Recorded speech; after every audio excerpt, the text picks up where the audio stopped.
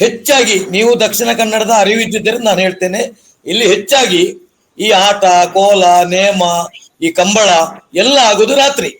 ಯಾವುದೇ ಸರ್ಕಾರಕ್ಕೆ ಸಮಸ್ಯೆ ಇರ್ಲಿಲ್ಲ ಇಷ್ಟವರೆಗೆ ಕಾಂಗ್ರೆಸ್ ಇರ್ಲಿ ಬಿಜೆಪಿ ಇರ್ಲಿ ಯಾವುದೇ ಸರ್ಕಾರಕ್ಕೆ ಸಮಸ್ಯೆ ಇರ್ಲಿಲ್ಲ. ಆದ್ರೆ ಇತ್ತೀಚಿನ ದಿನಗಳಲ್ಲಿ ನಮ್ಮ ಜಿಲ್ಲೆಯನ್ನು ಎರಡು ಅಧಿಕಾರಿಗಳು ನಡೆಸ್ತಾ ಇದ್ದಾರೋ ಎನ್ನುವ ಒಂದು ಕಲ್ಪನೆ ಬಂದಿದೆ ನಮ್ಗೆ. ಮಂಗಳೂರಿಗೆ ಒಬ್ಬರು ಪೊಲೀಸ್ ಕಮಿಷನರ್, ನಮ್ಮ ಜಿಲ್ಲೆಗೆ ಒಬ್ಬರು ಸೂಪರಿಂಟೆಂಡೆಂಟ್ ಆಫ್ ಪೊಲೀಸ್.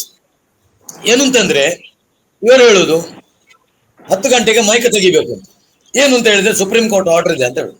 ಇನ್ನು ಎರಡನೇದಾಗಿ ಏಕಾಏಕಿಯಾಗಿ ಇದನ್ನು ಅವರು ಪೂರ್ವ ನಿರ್ಧರಿತವಾಗಿ ಆಲೋಚನೆ ಮಾಡಿಕೊಂಡು ಬಂದ ಹಾಗೆ ಇದು ಸರ್ಕಾರದ್ದು ಧಾರ್ಮಿಕ ಭಾವನೆಗೆ ಇವರು ಘಾಸಿ ಮಾಡ್ತಾರೆ, ಈ ರೀತಿಯಾಗಿ ಹೇಳುದು ಅಷ್ಟೇನು ಸರಿಯಲ್ಲ ಅಂತ ನನ್ನ ಅಭಿಪ್ರಾಯ. ಯಾಕೆಂದ್ರೆ ಯಾವುದೇ ಸರ್ಕಾರ, ಅದು ಕಾಂಗ್ರೆಸ್ ಪಕ್ಷ ನಡೆಸುವ ಸರ್ಕಾರ ಇರ್ಬೋದು, ಬಿಜೆಪಿ ಪಕ್ಷ ನಡೆಸುವ ಸರ್ಕಾರ ಇರ್ಬೋದು, ಅದಕ್ಕೆ ಆಧಾರವೇ ಸಂವಿಧಾನ.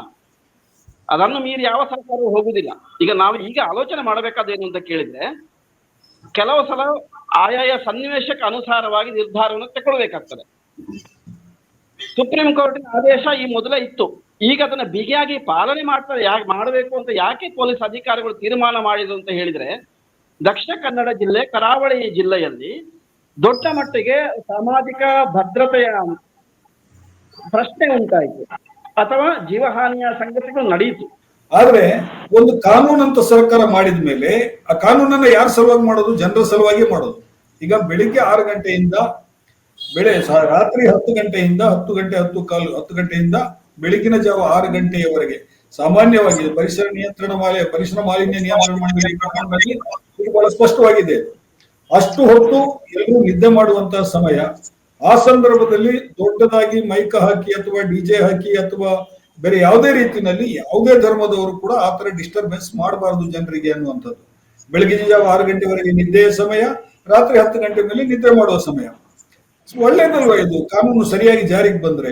ನಾನು ಹೇಳುದು ಕಾನೂನು ಅಂತ ಹೇಳ್ತಾರೆ. ಪೊಲೀಸ್ನವರು ಕಾನೂನಲ್ಲಿ ಎಲ್ಲಿಯಾದ್ರೂ ಹೊಡಿಬಹುದು ಅಂತ ಉಂಟಾ? ಯಾರಿಗಾದ್ರೂ ಒಂದು ಮೈಗೆ ಪೆಟ್ಟು ಕೊಡಬಹುದು ಅಂತ ಯಾವ್ದಾದ್ರು ಕಾನೂನಲ್ಲಿ ಉಂಟಾ? ಆದ್ರೆ ಯಾವ್ದಾದ್ರು ಒಂದು ಸ್ಟೇಷನ್ ನಲ್ಲಿ ಪೊಲೀಸರು ಪೆಟ್ಟು ಕೊಡದೆ ಇರ್ತಾರ? ಅಲ್ಲಿ ನಾನು ಕೇಳುದು ನಿಮ್ಮ, ಯಾಕಂದ್ರೆ ಇದನ್ನು ಸಮಾಜ ಒಪ್ಪಿದೆ. ವಕೀಲ್ರೆ, ನೀವು ಇಂಡಿಯಾ ಕಾನ್ಸ್ಟಿಟ್ಯೂಷನ್ ಆಫ್ ಇಂಡಿಯಾದ ಬಗ್ಗೆ ನಮಗೆ ಹೇಳ್ಕೊಡ್ಬೇಕು. ನಾವು ನಿಮ್ಗೆ ಹೇಳ್ಕೊಡೋದಲ್ಲ. ಒಂದು ಏನು ಅಂತ ಹೇಳಿದ್ರೆ, ಈಗ ಪೊಲೀಸರು ಸ್ಟೇಷನ್ ನಲ್ಲಿ ಪೆಟ್ಟು ಕೊಡ್ತಾರೆ, ಕಾನೂನು ಉಲ್ಲಂಘಿಸ್ತಾರೆ ಅಂತ ಹೇಳ್ಬಿಟ್ಟು ಎಲ್ಲಾ ಕಡೆನೂ ಕಾನೂನು ಉಲ್ಲಂಘಿಸಿ ಅಂತ ಹೇಳಲಿಕ್ಕಾಗತ್ತಾ? ಒಂದು 500 ಜನ 1000 ಜನ ಇರ್ತಾರೆ, ಇವನು ಡೆಸಿಬಲ್ 45ಕ್ಕೆ 100 ಜನರಿಗೆ ಮಾತ್ರ ಕೇಳುದು. ಅಂದ್ರೆ ಒಂದು ಹಾಲ್ನೊಳಗೆ ಮಾತ್ರ ಯಕ್ಷಗಾನ ಮಾಡ್ಬೇಕು ಇವರ ಪ್ರಕಾರ, ಹೊರಗೆ ಮಾಡ್ಲಿಕ್ಕಿಲ್ಲ. ನಾನು ಹೇಳುದು ಈಗ ಹಾಗಾದ್ರೆ ಮೊನ್ನೆ ಸಭಾಪತಿಯವರೇ ಆ ಪೀಠದಲ್ಲಿ ಕೂತ್ಕೊಂಡು ಹೇಳಿದ್ದಾರೆ, ಇಲ್ಲಿ ಸಂಪ್ರದಾಯವನ್ನು ಮುರಿಲಿಕ್ಕೆ ಸಾಧ್ಯ ಇಲ್ಲ, ಕಾನೂನನ್ನಾದ್ರೂ ಮುರಿಬಹುದು, ಸಂಪ್ರದಾಯವನ್ನು ಮುರಿಲಿಕ್ಕೆ ಸಾಧ್ಯ ಇಲ್ಲ. ನಾನು ಹೇಳುದು ಕಾನೂನು ಎಲ್ಲ ಇದೆ, ಆದ್ರೆ ಕಾನೂನಿನಲ್ಲಿ ಎಲ್ಲ ನಡೀತದೆ ಅಂತ ನಾನು ಒಬ್ಬ ವಕೀಲನಾಗಿ, ಸಂವಿಧಾನದ ಪಾಲಕನಾಗಿ, ಎಲ್ಲದರ ಪಾಲಕನಾಗಿ ನಾನು ಹೇಳ್ತಾ ಇದ್ದೇನೆ, ಎಲ್ಲವೂ ಕಾನೂನಿನಿಂದ ಆಗುವುದಿಲ್ಲ. ಇಲ್ಲ ಅಲ್ಲ, ಹಾಗೆ ನೋಡಿದ್ರೆ ವಕೀಲರೇ, ಯಕ್ಷಗಾನದಲ್ಲಿಯೂ ತುಂಬಾ ಪ್ರಚೋದನಾತ್ಮಕವಾದ ಡೈಲಾಗ್ಗಳನ್ನು ಈಗ ಹೇಳಲಿಕ್ಕೆ ಶುರು ಮಾಡಿದ್ದಾರೆ. ನಾನು ಇತ್ತೀಚೆಗೆ ಒಂದು ಯಕ್ಷಗಾನ ವಿಚಾರ ಸಂಕಿರಣ ಸ್ಪಷ್ಟವಾಗಿ ಹೇಳ್ತೇನೆ. ಯಕ್ಷಗಾನದಲ್ಲಿ ಯಾವುದೇ ಸರ್ವಧರ್ಮ ಸಭೆ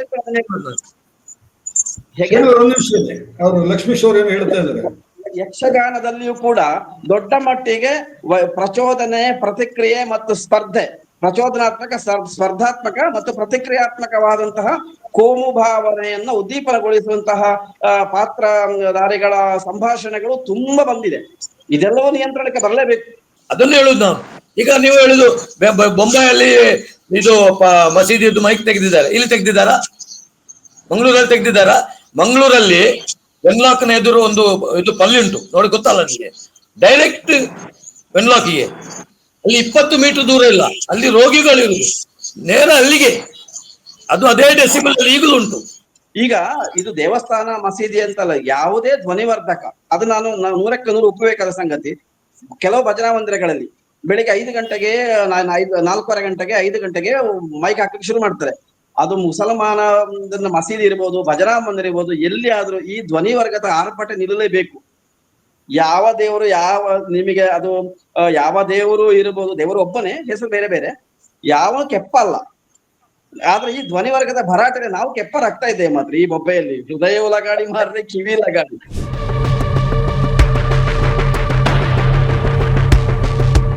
ನೋಡಿ, ಈ ನಮ್ಮ ಪರಂಪರೆ ಸಂಸ್ಕೃತಿಯನ್ನು ಉಳಿಸುವ ಕೆಲಸ ಆಗ್ಬೇಕು. ಈ ಸರ್ಕಾರ ಯಾರೋ ಇಬ್ಬರು ಪೊಲೀಸರನ್ನು ಉಪಯೋಗಿಸಿಕೊಂಡು ನಮ್ಮ ಸಂಸ್ಕೃತಿ, ನಮ್ಮ ಪರಂಪರೆಯ ಮೇಲೆ ಹೊಡೆತವನ್ನು ಉಂಟು ಮಾಡ್ತದೆ. ಖಂಡಿತವಾಗಿ ಇದನ್ನು ಹಿಂದೂ ಸಮಾಜ ಸಹಿಸುವುದಿಲ್ಲ. ಸರ್ಕಾರವನ್ನ ಎತ್ತಿ ಕಟ್ಟುವುದು ಅಥವಾ ಹಿಂದೂ ಸಮಾಜ ಅಂತೇಳಿ ಯಾರು ಹಿಂದೂ ಸಮಾಜಕ್ಕೆ ಯಾವುದೇ ಪ್ರಾತಿನಿಧಿಕ ಸಂಸ್ಥೆ, ಅಧಿಕೃತವಾದ ಪ್ರಾತಿನಿಧಿಕ ಸಂಸ್ಥೆ ಇಲ್ಲ. ನಾನು ಹೇಳ್ಬೋದು, ನೀವು ಹೇಳ್ಬೋದು, ಯಾರು ಬೇಕಾದ್ರೂ ಇರ್ಬೋದು. ಆದರೆ ಹಿಂದೂ ಸಮಾಜವನ್ನ ಯಾರು ಗುತ್ತಿಗೆ ತಕೊಂಡಾಗೆ ಮಾತಾಡಬಾರ್ದು. ಯಾರು ಗುತ್ತಿಗೆ ತಕೊಂಡು ಇಲ್ಲ, ತಗೊಳ್ಳಿಕ್ಕೆ ಸಾಧ್ಯನೇ ಇಲ್ಲ. ಯಾಕೆಂದ್ರೆ ಹಿಂದೂ ಧರ್ಮ ಅದು ಸಾಂಸ್ಕೃತಿಕ ರೂಪದಲ್ಲಿ ಇರುವುದಿಲ್ಲ, ಅದೊಂದು ಚಳವಳಿ ರೂಪದಲ್ಲಿ ಇರುವ ಸಂಗತಿ.